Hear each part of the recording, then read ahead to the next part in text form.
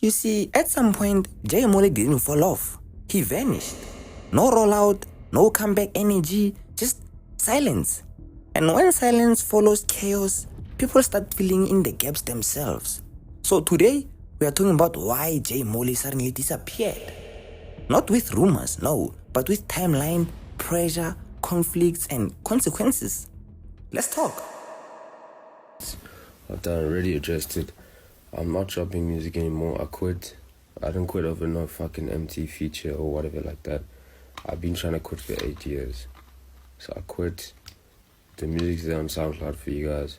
It's the only music you're ever gonna hear from me ever again. You're not gonna hear the Blackie song, the Show Majority song, none of that shit. I quit, bro. I'm done.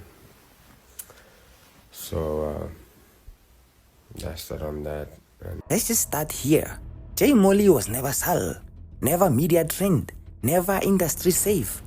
He was emotional, expressive, sometimes reckless, sometimes painfully honest.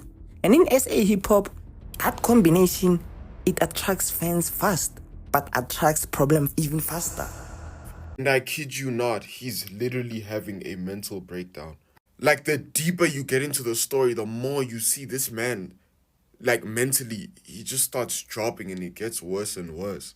And at this point, we're reaching a stage where this man is literally saying, I'm going to you-know-what myself. He's saying things like he can't live this life anymore, he can't take this anymore. Like, we'll never truly understand the life he's lived, what he's gone through, stuff like that. Saying after tonight, he's done and he's gonna end it all. And if you watched what he was dropping on IG, I won't lie, why are we not talking about this? Like, if someone knows J Molley can I hope he's good, bro. I hope someone actually checks up on him. Now, let's talk about the beefs he had. Because honestly, some of them contributed to his disappearance. In 2020, J Molley and the Big Hash clashed over respect, recognition, who really represented the new wave. J Molley drops Paul Bearer. I don't know, it's Paul Bearer or something. It was dark, aggressive, confrontational. The Big Hash responded with How to Kill a Dead Body featuring Flame.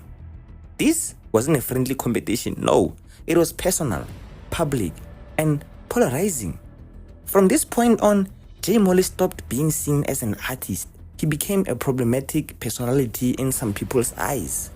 Why the hell is J Molley randomly dissing the Big Hash and Flame? Flame, you rock nice, bro. You ain't on my level. Hash, you still live with your mommy. I'm at a hotel right now. These rappers are having a squabble on a Freshman Magazine Instagram post. Hash goes on to say he can see what this guy's doing and God should bless him. The Hood Pharmacist, crazy name by the way, replies by telling Hash he's got anxiety. This seems like a publicity stunt to get the people talking again. But here is something fans ignore though. Beef doesn't end when the song ends. No, it affects collaborations, studio relationships, bookings, how media frames you. And J Molley didn't back down. He leaned into conflicts. And that builds an image. And that image sticks longer than your bars. LOL, you auto-tune sad boys coming after me. Someone should have told you Hash is synonym for G-O-D. Keep my name out your mouth, nigga, it's blasphemy. Got plenty connects and goons ready to blasphemy. I'm white hot, you got hot cause you rapping. Now, let's talk about his recent beef with Emtee. Because this was different. This wasn't lyrical sparing, no. This was messy, public and personal. The conflict reportedly started from a failed studio collaboration. J Molley alleged that Emtee was under the influence and was unable to record. what do I do as a stand-up guy? I pay for the studio session. I give them gas money because motherfuckers ain't got no money. So I give them gas money, they pull up, I buy KFC for them because they can't order their own KFC. I buy lean for them. You know Emtee leaning off that shit hard. I buy lean for Emtee and Saruno so they can like geek out, have their fun. And then I'm with Emtee. He's either passed out on the couch or like he's like passed over and he can't put his shoe on. Like that shit happened for like 5 minutes. Like he lost his shoe, bro. And he couldn't, no. Y'all gonna leave me alone. He couldn't put his shoe on. Emtee responded by telling fans to make J Molley uncomfortable. Just cause all my gangsters was DMing you, telling you they gonna get your ass. That's not me. That's my people telling you. Number one, you can't come to Pretoria. Number two, you can't come to Berea, Yeovil. Number three, you can't come to Hillbrook. So stay there in those Airbnbs and hide there. From there, it escalated. Insults, online tension, fans choosing sides, months of back and forth energy. And here's the problem though. Emtee isn't just an artist. He's a symbol. Beefing with symbols isolates you faster than beefing with peers, bro. And this is where things shift. After repeated conflicts, artists start noticing fewer calls, fewer invites, fewer defenders. Not because everybody hates you, but because nobody wants to be next. J Molley was becoming known more for conflict than music, and the industry is allergic to instability. Asking me if I'm scared of AVs. AVs. But when I was beefing Emtee, he posted a picture of him with security like that's gangster. Bitch, I got my own fight, don't need security in the club. Posting with security and gangster, bro, you a fed. My brother, listen to me right now. Your girlfriend, Raquel, the one you flex so hard, was Gemini major while you were still with her. And you still with her. That's embarrassing. Here is where the conversation needs maturity. J Molley has openly spoken about substance abuse struggle, going to rehab, mental health battles, suicidal thoughts and attempts. Oh, and many attempts. This isn't drama. This is a human being under pressure. Fame doesn't protect you from mental illness. Sometimes it amplifies it. Especially when you are online constantly, criticism never sleeps, your pain becomes public commentary. You know what I'm saying? It's changed so much that I don't even know at this point. You know, I always thought peace was just me quitting, leaving everything behind, becoming a monk. But I'm not sure if I'm actually ready for that stage of life yet. I think I'm still very young, I have a lot to learn. But that is my goal one day, just to honestly leave everything behind and just become a simple man. That's my idea of peace, you know. Substance abuse doesn't happen in isolation. It often comes with burnouts, unresolved trauma, identity conflict, feeling misunderstood. And when the internet labels you as crazy, washed, problematic, fell off, recovery becomes harder, not easier.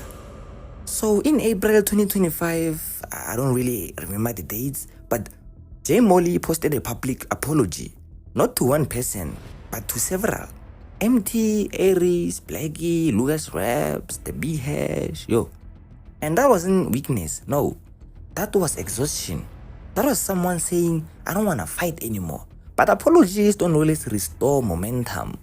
Sometimes they just mark the end of your era. No, of an era. But here is the harsh truth though. The internet loves conflict, downfall, chaos. It doesn't know what to do with healing, silence, accountability. Once the noise stops, attention stops too. So instead of a comeback, there was a distance. Rapper J Molley went live on Instagram attempting to kill himself. So while he was on the live, allegedly he took 100 Xanax pills, then washed all those pills down with some brandy, and then he also mixed that with still pain. So apparently what caused this suicide attempt is J Molley's past traumas. He was saying that he's been molested by some man named Anthony. Let's just say this clearly. J Molley disappearing doesn't automatically mean he failed, he lost, he was defeated. No. Sometimes disappearing means I choose life, I choose peace, I choose not to perform my pain anymore. And that choice is rarely respected in this industry. J Molley's story isn't unique, it's just visible. It exposes how little protection artists have, how fame affects mental health, how quickly fans move on, how silence replaces support. And new artists are watching this closely. Learn, guys. Watch and learn. Because some of y'all watching this, I know y'all are still new artists. So learn. Learn from him. Okay, Emayana. No, I'm not saying him. I don't know him. Okay. Mar, Because Nakam those from tweets, way back. that guy tweeted, he said, hey guys, me, I'm out. Nah. Then he saw the reaction is not too much. No, man. Titi. 45 minutes late. Okay, serious, come on. Rather. Then he tweeted again. Guys, serious, come on. Titi. Dog. This isn't about defending every action. No, it's about understanding the cost of conflict, the weight of mental health, and the loneliness of being misunderstood publicly. J Molley didn't just disappear from music. He stepped away from a system that wasn't built to hold him. Sometimes, artists don't fall off. They just fall out of a space that couldn't protect them when they needed it the most. You know what I'm saying? You were gonna drop a mixtape with another artist. You were gonna drop a mixtape with J Molley. What happened there? What happened? Because that's what you were working on. Who? J Molley. Who? J Molley. I don't know who you're talking about. Oh, you don't know J Molley? No.